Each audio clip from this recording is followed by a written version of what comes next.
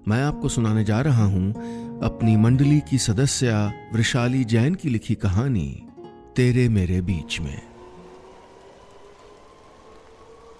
सुबह के 5:30 बज रहे थे और मुजफ्फरपुर रेलवे स्टेशन पर बदली छाई हुई थी। हल्की हल्की बूंदाबांदी हो रही थी, लेकिन दूर बादलों से आ रही गड़गड़ाहट की माने तो बरसात बहुत तेज होने वाली थी।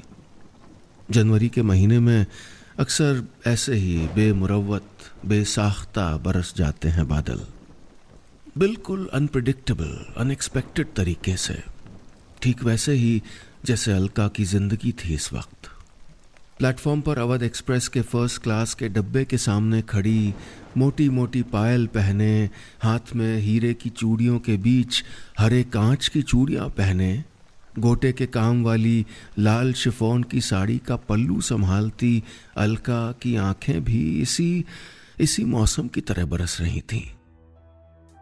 इस नई नवेली दुल्हन को अपने दूल्हे के संग यहां से श्री महावीर जी की ट्रेन पकड़नी थी। नई जिंदगी की शुरुआत थी, ईश्वर का आशीर्वाद लेने जाना था। फिर जिस सफर पर अलका निकल पड़ी थी उसमें इस आशीर्वाद की बहुत जरूरत थी। मेहंदी के गहरे रंग से सजे एक हाथ में उसने बाबा का हाथ कस के थाम रखा था। स्टेशन पर मामा, चाचा, दिल्ली वाली बुआ सब छोड़ने आए थे। अभय के घर से भी सभी लोग आए थे।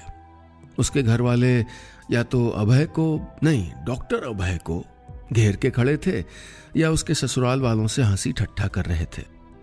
अम्मा इतनी सुबह ही सारा नाश्ता बना के ले आई थी, फ्लास्क में कॉफी भी बना लाई थी। अलका ने निगाह घुमा के देखा कि कैसे मनुहार कर कर के अम्मा कब थमा रही थी अपने जमाई को।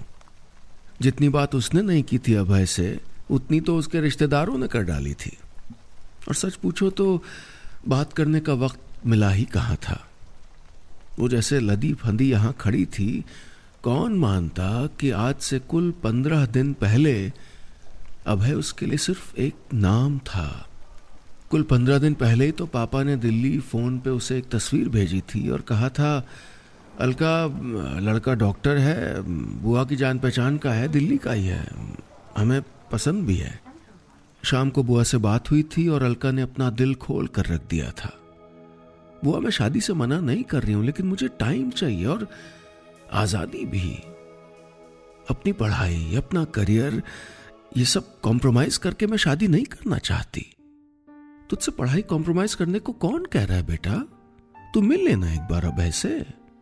मैं बहुत अच्छे से जानती हूं उन लोगों को। अगर मुझको भरोसा नहीं होता तो मैं बोलती क्या? इसके बाद उसके पास कहने के लिए था भी क्या। उसने अभय से मिलने के लिए हाँ कर दी। पापा और मम्मी अगले ही दिन दिल्ली आ गए थे। उसी शाम बुआ ने हौस खास लेक के पास एक कैफे में दोनों की मुलाकात अरेंज कर दी थी। वक्त से 15 मिनट पहले पहुंची थी वो और वक्त से 1 घंटे देरी से पहुंचा था अभय। कितना भुनभुनाई थी मनी मन। कोई कदर ही नहीं है वक्त की, बताने की भी तमीज नहीं कि लेट होंगे। मैं भी बस 5 मिनट और देखूंगी, अगर फिर भी नहीं आए तो जाए बाहर में। अभय आया तो उसके हाथ में उसका डॉक्टर्स कोट और बैग तब भी था।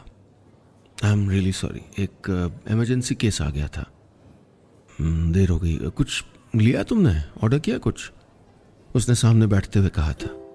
अचकचा गई थी अलका, एक पल को गुस्सा होना भी भूल गई थी। आप वाली औपचारिकता नहीं थी। अभय ने ऐसे बात की जैसे न जाने कब से जानता हो। हाय, आई एम अलका गुप्ता।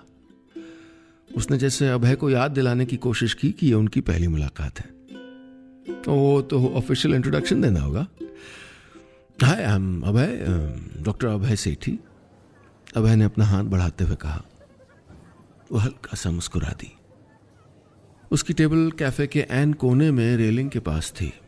सामने हौस खास लेक साफ दिख रही थी। भावना आंटी हमेशा तुम्हारी राइटिंग के बारे में बात किया करती हैं। She is really proud of you. Mummy से हमेशा कहती हैं तुम उनकी भतीजी नहीं बेटी हो। उन्होंने बताया कि तुमको पढ़ना बहुत पसंद है। सच कहूँ तो मैंने कभी ज़रूरत से ज़्यादा किताबें पढ़ी ही नहीं। अभय ने कॉफ़ी का एक घूंट बढ़ते हुए कहा। No surprises there. डॉक्टर बनने के लिए इतनी किताबें पढ़ लेते हो कि बाकी के लिए जगह कहाँ बचती है। ये कहते हुए अलका को लगा कि शायद नहीं कहना चाहिए था। वो तल्ख होना नहीं चाहती थी, लेकिन न जाने क्यों अभय उसको डिफेंसिव कर रहा था। लेकिन वो खिलखिला के हंस पड़ा। सही कह रही हो, चलो कोई तो मिला जिसने हमारी तकलीफ समझी, लेकिन सिर्फ डॉक्टर बनने के लिए नहीं, बने रहने के लिए भी बहुत पढ़ना पड़ता है, ट्रस्ट मी। अलका फिर बिना मुस्कुराए नहीं रह पाई। अब ऐसे बात करना आसान था, सहज था। वो उन लोगों में से था जो बोलने के बनस्पत सुनने में ज्यादा विश्वास रखता था। अलका के पढ़ने के शौक, उसके एडवांस पब्लिशिंग के कोर्स जिसको खत्म होने में अभी 5 महीने थे, सबके बारे में बात हुई। इसलिए जब अभय ने अचानक उससे सवाल किया तो वो तैयार नहीं थी। अलका, एक अच्छे लाइफ पार्टनर में तुम क्या एक्सपेक्ट करती हो? अलका 2 पल को अभय को देखती रह गई, जैसे ये सवाल उसने पहले कभी खुद से किया ही ना हो। ये सच था कि उसकी शादी को लेकर उसके पास 1000 ख्याल थे और लाखों डर भी, लेकिन एक्सपेक्टेशंस, शादी का ख्याल उसे हमेशा अपनी आज़ादी के लिए खौफजदा कर देता था। उसने बुआ से जब भी बात की थी तो एक्सपेक्टेशन से ज़्यादा अपने डर कहे थे, और जैसे अभय के चेहरे में ही उसे जवाब भी मिल गया था। ट्रस्ट और स्पेस, अलका ने अभय को देखते हुए कहा था। एक्सप्लेन, अभय ने थोड़ा सीधे बैठते हुए कहा। लुक अभय, मैं एक इंडिपेंडेंट लड़की हूँ, मेरा अपना करियर है, अपने एस्पिरेशंस हैं, और सपनों के रास्ते किसी अकेली सुनसान सड़क से होकर नहीं गुजरते। उस पर हमें हजारों लोग मिलते हैं, हम हजारों लोगों से मिलते हैं। सपने वक्त मांगते हैं। मुझे अपने पार्टनर से इसी वक्त, इसी विश्वास की सबसे ज्यादा जरूरत होगी। अलका की आंखें अभय के चेहरे पर टिकी थी। अभय की आंखें दूर झील के पानी पर। पंछी अपने घोंसलों पर वापस लौट रहे थे। सूरज एक थके हुए राही की तरह धीरे धीरे झील की खुली बाहों की तरफ बढ़ रहा था, जैसे सारे दिन की थकान झील के एक लम्ह से उतर जानी हो। और यही स्पेस और ट्रस्ट तुम अपने पार्टनर को भी देने को तैयार हो? अभय ने उसकी ओर मुड़ते हुए कहा। मेरे हिसाब से यही ट्रस्ट, यही स्पेस किसी भी रिश्ते की नींव होते हैं अभय। और अगर मैं अपने पार्टनर के सपने को नहीं समझ सकती तो बाकी सब बेमानी हो जाता है ना। अलका खुद नहीं जानती थी कि उसके मन के किस कोने से ये सब निकल रहा है, लेकिन जब कह दिया था तो लगा था कि इससे बड़ा सच शायद कोई और नहीं है। अलका, मैंने क्लीवलैंड क्लिनिक के लिए अप्लाई किया हुआ है। उन्होंने मुझसे 6 महीने वेट करने को कहा है। अगर मेरी एप्लीकेशन एक्सेप्ट हो जाती है तो क्या तुम मेरे साथ यूएस चलोगी? Cleveland clinic, America. इतनी दूर जाने के बारे में तो अलका ने सोचा भी नहीं था। घर से, काम से इतना दूर। काम तो यूएस से भी कर सकती थी, लेकिन क्या सचमुच वो एक अजनबी के साथ इतना लंबा सफर तय करने के लिए तैयार थी? अबे, मैंने कभी इतनी दूर जाने के बारे में सोचा नहीं है। क्या तुम मुझे सोचने के लिए थोड़ा वक्त दे सकते हो? अभय मुस्कुरा दिया था। मैं तुम्हारे जवाब का इंतजार करूंगा। अभय और अलका जब कैफे से निकले तब तक सूरज पूरी तरह से झील के आगोश में था। उसके सुकून की लालिमा से आकाश रंग गया था। घर पहुंचकर अलका को पापा, मम्मी, बुआ सब के सवालों ने घेर लिया था। पापा ने कहा था, अलका उनकी तरफ से हाँ है बेटा, बुआ को फोन आया था अभी अभी, तू बता। उसने बहुत सोचा लेकिन कुछ कह नहीं पाई। मम्मी ने पूछा था उससे, एक बार और मिलना चाहेगी? अलका ने मना कर दिया। उसने भले जवाब न दिया हो, लेकिन उसका दिमाग अपनी ही गणित में लगा था। 5 महीने में कोर्स तो खत्म होने ही वाला था। उसके बाद तो वो फ्रीलांस कहीं से भी कर सकती थी। वो खुद ही कुछ वक्त से ब्रेक के बारे में सोच भी रही थी। क्लीवलैंड बहुत सुंदर शहर भी है। और फिर खुद ही उसने अपने दिमागी घोड़ों को रोका। उसे एहसास हुआ था कि वो अपने मन में इस रिश्ते को शायद हाँ कह चुकी है। जब उसने अपना फैसला पापा को बताया तो उन्होंने अभय के घर फोन करने में जरा भी देर नहीं की। जिंदगी के कुछ फैसले हम लेते हैं और कुछ फैसले जिंदगी हमारे लिए लेती है।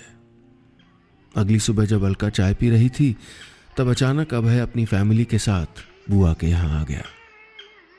उसकी क्लीवलैंड वाली एप्लीकेशन एक्सेप्ट हो गई थी और उसको 20 दिन में ही यूएस के लिए निकलना था। उसके बाद अभय का अगले 2 साल तक इंडिया आना नहीं हो पाता, इसलिए वो चाहता था कि शादी करके ही यूएस जाए।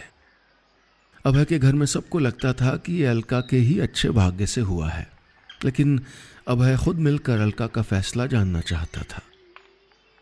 ये आखिरी बार होगा जब तुमने वक्त मांगा हो और मैं नहीं दे पा रहा हूं। बोलो, चलोगी मेरे साथ अलका? अभय ने वहीं बुआ के ड्राइंग रूम में पूछा था उससे। अभी कल ही 6 महीने का वक्त था उसके पास और अब अचानक 15 दिन में शादी की बात। हाँ करने का मतलब था अपनी पढ़ाई बीच में छोड़कर अभय के साथ हमेशा के लिए चले जाना। अच्छा नहीं लग रहा था उसे ये सब। अभय को उसने बताया था कि कितनी मुश्किल से उसका इस कोर्स के लिए सिलेक्शन हुआ था। फिर उसको एक पल नहीं लगा 15 दिन में शादी का प्रपोजल लाते हुए। अलका ने अभय की ओर देखा लेकिन वो नहीं दिखा। दिखे तो पापा और अम्मा के वो चेहरे जो उसकी हाँ सुनकर और फिर अभय के अमेरिका जाने की खबर सुनकर खिले हुए थे। पिछली शाम आधे से ज्यादा रिश्तेदारी में पापा फोन कर चुके थे ये बताने के लिए कि उसका रिश्ता तय हो गया है। उसके अंदर चल रही उथल पुथल से बेखबर पापा अभय को अपने हाथों से लड्डू खिला रहे थे।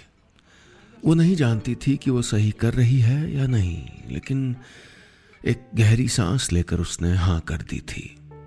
उसी दिन तय हुआ था कि शादी मुजफ्फरपुर से होगी। उसके आगे के 15 दिन जैसे किसी बहुत तेज भागती रील की तरह गुजरे थे। आज वो अलका गुप्ता से मिसेस अलका सेठी हो गई थी और श्री महावीर जी जा रही थी अपने पति के संग।